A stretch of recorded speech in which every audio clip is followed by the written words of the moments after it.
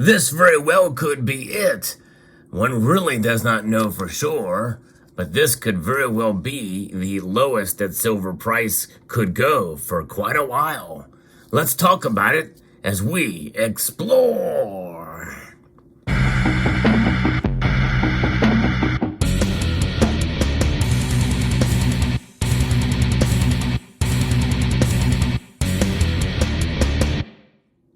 Silver priced in these debt instruments, the dollar bill, that's right, the bane of our existence, the currency we love to hate. This is something that we have become accustomed to, silver's price. I talk about it a lot on this channel. We're going to talk about it here with where silver is going to go from here. We started to see a little bit of a push below $20 for a brief amount of time, in recent trading, but it is now comfortably above that based off of the recent news that we are still digesting. It's going to take a while with regards to SVB Bank and its collapse among another bank that had collapsed, as well as potentially yet another bank that is in serious trouble. Whatever happened to Deutsche Bank, by the way? We've heard talk about that they could collapse at any moment. It's still going.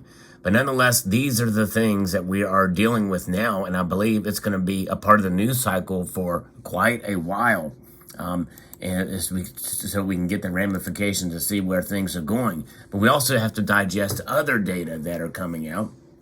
Silver prices, they rallied on the back of a mixed U.S. jobs report, on Friday that witnessed more Americans than estimated added to the workforce. Even though that would result in a strong U.S. dollar, the unemployment rate actually ticked up a bit. And that takes pressure off the Federal Reserve, and the Wall Street extended its losses due to risk-off impulse, as well as what's happening with this bank that had shut down the FDIC takeover. The U.S. Department of Labor revealed that non-farm payrolls in February rose by 311,000 jobs. And that is an important thing to the unemployment numbers and the inflation numbers, CPI data. All of this has an effect on the dollar and therefore on commodities as well. And we're seeing that certainly with silver.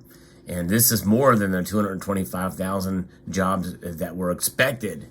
January's jobs numbers, though, and this is what a lot of people aren't talking about, they were lowered from 517,000 to 504,000 jobs.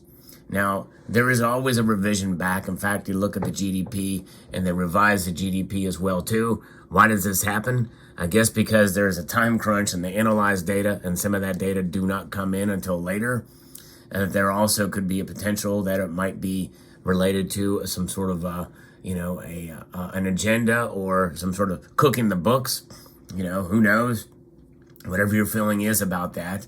But but the jobless rate was forecast 0.2% higher than forecast at 3.4%. It came in at 3.6%. Wages rose by 4.6%, and that means that it is falling behind inflation. In other words, wages are not keeping up with inflation. Hence why inflation is a big deal, and I think that's why a lot of people aren't buying as much things. And in fact, silver is one of those things that people aren't buying quite as much these days. But silver's price, though, is holding its own, and it has reacted to the latest news. And likely we're going to see the Federal Reserve meet, and they're only going to raise rates by 25 basis points, I believe. There was talk that they could raise them 50 basis points, but I believe it's going to be 25 based off of this news. And Jerome Powell did say over the week that higher and potentially faster interest rate hikes could be needed at his appearance at the U.S. Congress. But he added that the U.S. economy remains solid and that the Fed will be watching non-farm payroll figures and next Friday's CPI reading. So that's going to be very interesting to see what inflation comes in at. And but nonetheless, I think it's going to be 25 basis points, and they're going to kind of remain solid. There's a chance that if this fallout from this from the Silicon Valley Bank, if that turns out that it's not as big of a deal, it doesn't have these ripple effects that people feel among other lending institutions, and and banks out there, then he very well could get very bullish on these rate hikes, or hawkish, I guess is the correct word there. And then we could see, that could bring silver back down to where it is now, or finding the resistance level. We could see silver's price fall below $20 if that happens. I think any rate hike above the expected 25 basis points now is going to be very bad for gold and silver. Now, that silver is a very complex market. There's a lot of different factors that kind of weigh into its price, but nonetheless, we know that in the end, its value remains constant over the course of history, and its price may fluctuate dramatically. But I think it's time to take advantage of these markets when they occur.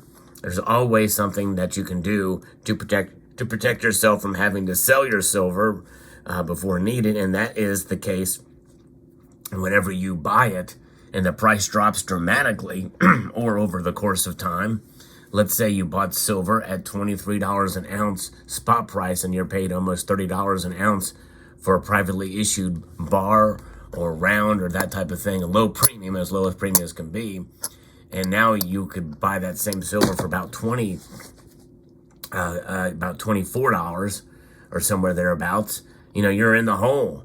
You're in the hole dramatically, but you're in the hole if you sell that silver. Silver's meant to be a long-term proposition, folks. And I think that depending on how you buy it and the way you buy it, as to whether or not how much you lose or you don't. I did a video recently about a guy who lost $58,000 buying silver at the exact wrong time. He bought a whole bunch of it at once. That's not how you do it, folks. But nonetheless, I believe that silver is going to shine in the end. And what does it mean when silver shines in the end? It means that it maintains its value. It defeats the dollar, right? That's what it's about. The dollar is the top world's reserve currency out there. The markets are at the mercy of it, obviously. It is inflating. It is the strongest, but it is the strongest currency recognized, even though it's losing value. So it's weak on one hand and strong on the other hand. Silver remains constant. It is a symbol of strength and rigidity in these times in terms of understanding its value. And when we understand its value beyond price, I think that gives us a little bit of a different perspective on the metal. Now, obviously, that's why I don't like to refer to it as an investment, because investments rely on dollar performance, on price performance. And even though, and that's why I wouldn't invest in anything like a commodity like silver or as a monetary metal like silver. No, I would have it as the ultimate insurance vehicle, an insurance policy. And insurance policies can be cheap if you don't have to use them. The premiums are lower. And the whole point about silver is to have it so you don't have to worry about using it for quite a long time. Now, there are times and cases where an opportunity arises, that may not necessarily be an emergency, where you can cash out, you can sell your silver in order to take advantage of that opportunity.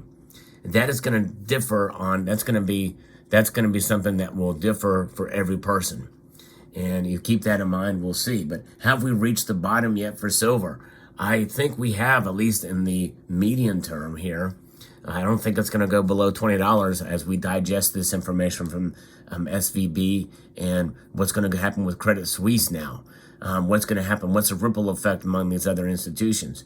And I think that even with the Federal Reserve comes in with a 25 basis point rate hike, I don't think that's going to really move the needle too much for silver. I think silver's price now is kind of baked in to that expectation of where it's going to go with this. Now, if by some chance the Fed does raise rates to 50 basis points this time, in spite of what happened with SVB, which, by the way, they had to have seen coming, then my guess is we will see silver really put some strain on that $20 an ounce level. In other words, we could see silver's price maybe fall to right at $20 again, and maybe even test that $20 level. But I think in the end, even though last week we did see silver's price fall just below $20, It wasn't for long. In fact, I really didn't notice it until another channel mentioned it. But nonetheless, I think that's going to be short-lived. I think we're going to see silver test resistance there, because this stuff is going to be in the back of the minds of investors out there and traders and those of us in the community.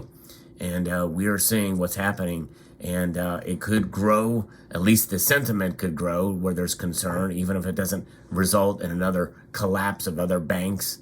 I think that probably we're going to see continued issues with our economy. And also, we've not talked about geopolitics for quite a while as well either. I think that's going to bode well for precious metals, and silver is going to benefit from that as well. So we'll see what happens. But the thing is, it wasn't long ago that I said prepare and expect for under $20 silver.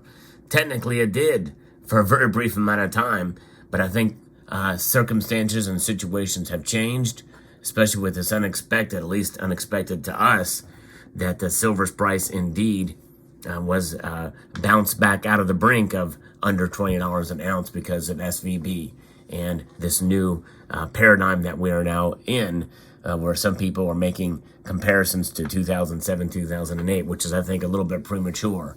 We'll find out. We'll see. Hope you found this video informative, insightful, and educational. Let me know what your thoughts are below. Do you think we're at the bottom for silver, at least in the medium term or short term, between now and and maybe the next rate hike coming? Let me know what your thoughts are. I'd like to extend a multitude of gratitude to you all for taking the time to watch, and encourage you to please rate, share, comment, and subscribe.